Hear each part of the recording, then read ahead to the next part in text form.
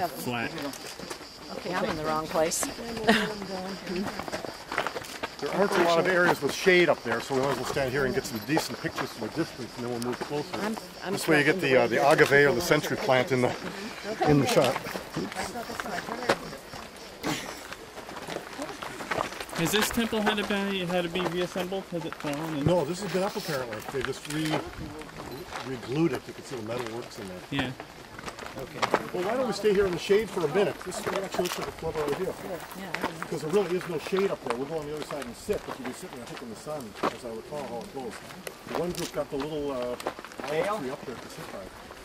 So we'll talk down here if you don't mind. It's going to cover some of the temple. If you come down here, it's a little more shaded. It might be better here. You can see the temple. Well, if you're looking at the temple and trying to figure out if it's Romanesque or Gothic, I hate to tell you, but we've got another whole thing that we've got to learn here. This is a Greek temple. And how many of you are seeing your first Greek temple?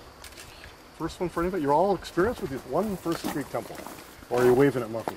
Yeah, I'm waving at Muffy. Oh, okay. I'm listening. Did we see any in Greece? Is that really Greek? I think this is really the thing. So what we're looking at then is a temple, and the first thing you need to do is to count the number of columns, I think, along the short side. This is the short side. 6. And 6, but we can't say 6 style. We have to use it in Greek. So this is, let's see, what's the Greek number for 6? Let's see, a pentagon is 5 and a 6 is a hexagon. Yeah, so this is hexa style. It's 6. And in canonical Greece, if we're doing this properly, the definition ought to be the long side ought to be the same as the short side times 2 plus 1. Plus 1, yeah. And Mark's been calculating 13 for hours, and the answer should be 13, yeah. And how do we figure that again? 6 times 2 plus 1. And you count the end ones when you're counting them. Oh, they counted twice then? Yeah. That's right, the end ones are counted twice. Okay, so let's take a look at the temple, and the first thing you notice is it's built on a base. We're going to have to take a look at that base when we get up there, and the big thing is you've got to level this thing. Usually they'll have a 4-level base to, first of all, level the area, then to start building up from that. And lots of times that would have been completely covered underneath the grounds as we're getting up higher. Then on top of that you've got columns, and you can see those from here. They're usually, but not always, as we've seen with these temples we've been looking at the last few days, they're usually made of column drums. And drums are big blocks of stone that are placed one on top of the next on top of the next by means of an empalus, a little hole that's been clipped in one with a piece of wood to bind them together. They're set one on top of the next, and then over that, on the columns, you're going to cover that with a lime wash. So you're not going to actually see the column drums, but what you're going to see is a nice white column. We've got 3 orders of these columns, and you reminded me again what those are? Doric, Ionic, and Corinthian. Good. The Doric and Ionic go back to the 7th, maybe the 6th centuries BC. The Corinthian is from the 4th century BC. So they actually come all from Greece at different stages in development. Sicily, almost always you can guess what? Doric. Victor Emmanuel, or Garibaldi, or Doric. In this case, Doric. Sure. We've almost got always Doric columns. Doric columns should have flutes, they should have no base, and they should have no real capital to speak of. They have that pillow-like thing, the Aquinas that you're looking at, but nothing more than that. So what style are we looking at here? Doric. Yeah, it should be a Doric column. How does an Ionic column differ?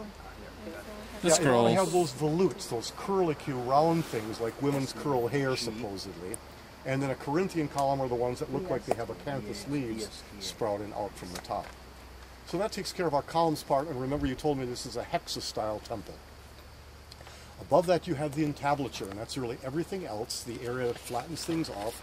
And then going up one level higher than that, you'll see we have triglyphs. Tri meaning 3, and glyphs meaning carvings or something. And if you look up there, you can see we have triglyphs. See the 3 things hanging down? And then there's a space, and then another triglyph, another space. In between those, we should, but don't have here, what? Metopes. Yeah, and metopes, which are rare in Sicily, should have carvings. And we're going to keep going on because this lady's looking at us here. She's a guide. So we'll go to the inside. We're resting in the shade. I need a hand. How about if I push?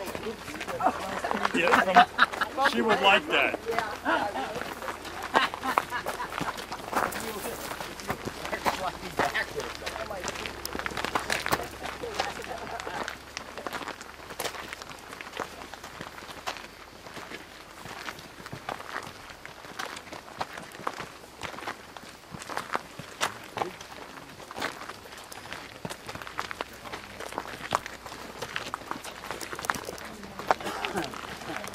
What do they call it?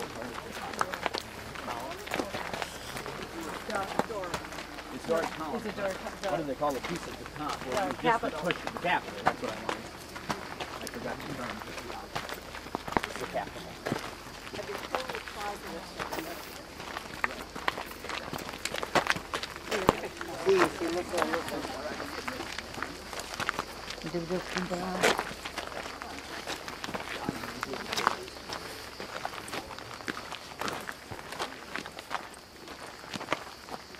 So the guide, you see what's happened.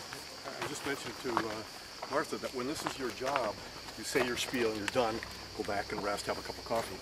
When it's your passion, you like doing this stuff. You like talking to people about it, teaching them, and you find out that Mark can't multiply 6 times 2 plus 1, and so, you know, work at it again. Actually, if you have a good group, you get a high from it. It's absolutely true. You guys are a gift from God. I tell you that, and you say, oh yeah, he says that to every group. He doesn't say it to every group. You guys are really a gift from God. I look at these other groups. I mean, as a former interpreter, I can say that. I've been asked lots of times by Smithsonian and academic tours abroad and big name companies, would you work for us? I said, no, I'm not going to do that because the people who work for the dam are just wealthy and they just want to have a little mark in their passport and talk to their friends about the things that they bought at them. That's not very fun. Actually, that's one of the reasons why